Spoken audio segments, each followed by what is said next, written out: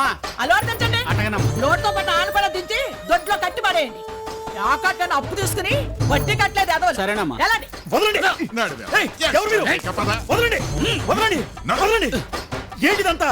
ఏంటో నేను చెప్తాను ఆగా. నీ కట్నం ఇవ్వడం కోసం నీ మావ నా దగ్గర అప్పు తీసుకున్నాడు. అప్పు తీర్చట్లేదు.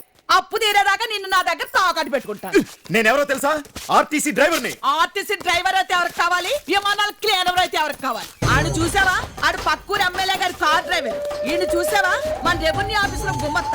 ఈ కొబ్బరికాయలు గంపలో ఎత్తనాడే ఆడు పంచాయతీలో వార్డు నెంబరు. తీసుకున్న అప్పు తీర్చడానికి వాళ్ళు ఈ పనులు చేస్తున్నారు. వాళ్ళకంటే మనగాడువా?